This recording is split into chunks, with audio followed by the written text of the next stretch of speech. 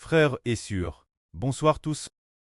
Ce soir, frère Heber va expliquer le mystère de l'Évangile. C'était cet après-midi. En organisant la parabole du semeur, j'ai remarqué qu'un passage n'était pas traduit assez précisément. Alors aujourd'hui, j'ai ressenti une grande joie dans mon cœur, sachant que cette traduction est plus précise. C'est quand le Seigneur Jésus-Christ expliquait les trois types de paraboles.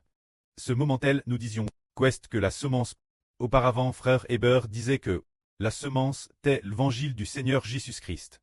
Mais aujourd'hui, je vais dire la vraie aux frères et sœurs. Le Seigneur a raconté cette parabole.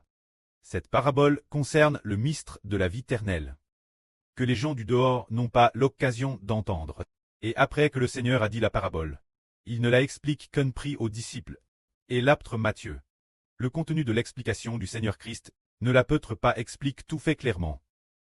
Par conséquent, beaucoup de gens comprennent vaguement. Le Seigneur dit ceci. Un semeur sortit pour semer. Comme il semait, une partie de la semence tomba le long du chemin. Les oiseaux vinrent et la mangèrent. Une autre partie tomba dans des endroits pierreux peu profonds.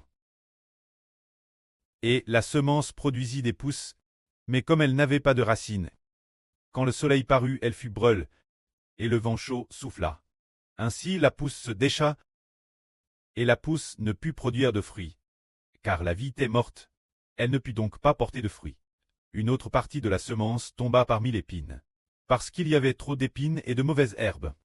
Cette semence sème parmi l'épine, elle ne put pas produire de grains pleins. Une autre partie tomba dans la bonne terre, parce que ce sol était une bonne terre, ainsi la semence germa et CRT. Et enfin l'automne, elle produisit des grains pleins. Certains rapportent au centuple, d'autres 60, d'autres 30.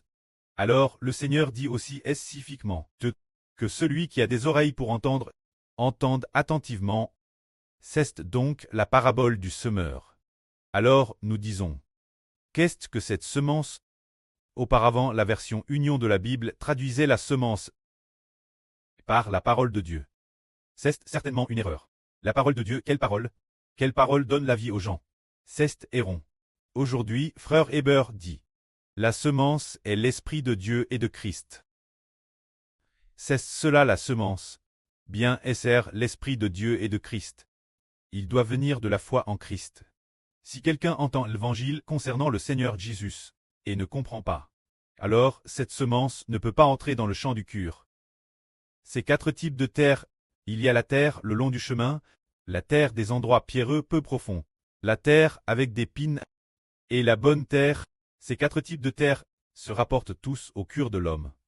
Alors quel type de cœur peut recevoir la vie? Quatre types de terre, parmi lesquels un type de cœur reçoit la vie. C'est le cœur de celui qui est comme la bonne terre.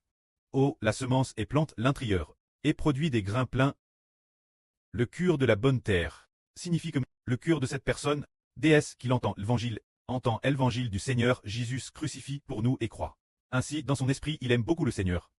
Parce qu'il aime beaucoup le Seigneur, a aussi cru au Seigneur, alors l'Esprit du Seigneur, l'Esprit du précleste et l'Esprit du Seigneur entre en cette personne.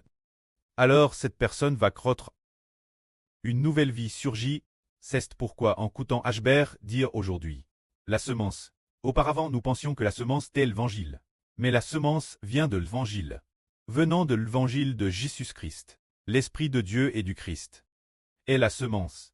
Se dire l'Esprit de Dieu et du Seigneur. Alors, en quel genre de personne l'Esprit de Dieu et du Seigneur tombera-t-il?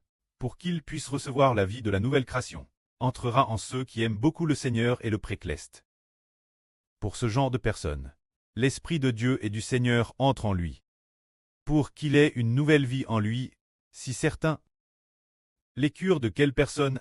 La vie de Dieu et du Seigneur n'est pas en eux. Ce genre de personnes au cœur endurci et indrule. Alors Madame Sils ont entendu l'évangile. Mais la semence ne peut pas trop plante en lui. Ou ont entendu et cru un peu. Mais s'ils abandonnent le Seigneur face à la persécution, alors la nouvelle vie du Seigneur Christ et de Dieu ne pourra pas non plus croître en lui. Au contraire, chez ceux qui aiment le Seigneur et le précleste, la vie intérieure grandira. Que la gloire soit auprès et au Seigneur. Amen.